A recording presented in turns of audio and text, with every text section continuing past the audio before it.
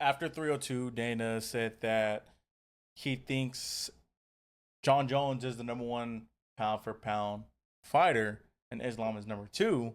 And it got a lot of people talking and buzzing, which in reality, yes, John Jones is the number one pound for pound fighter, but can you are you faulting Islam of that because Islam is active in fighting and John Jones not? He's had two fights since 2020, and he got suspended in the UFC for 2 years. Like he's had so much like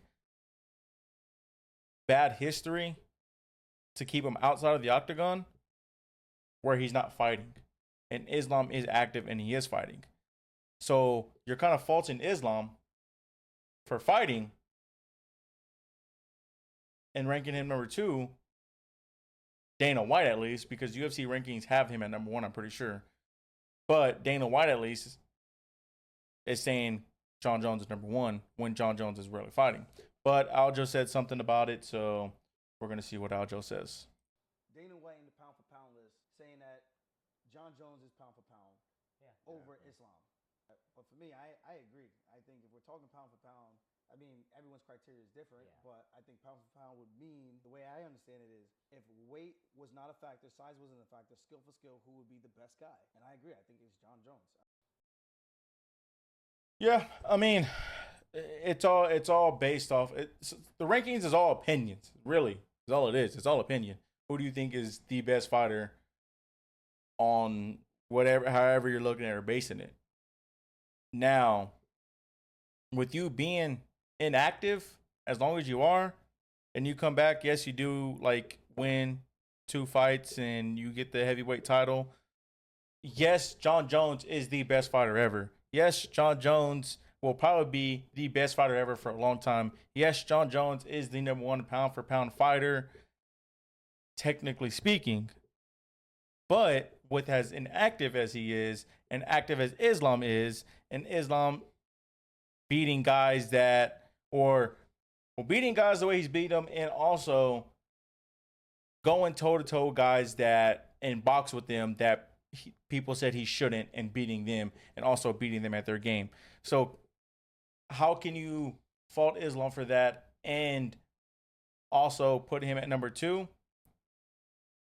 when John Jones is really inactive and not fighting as much as Islam, and put him at number one?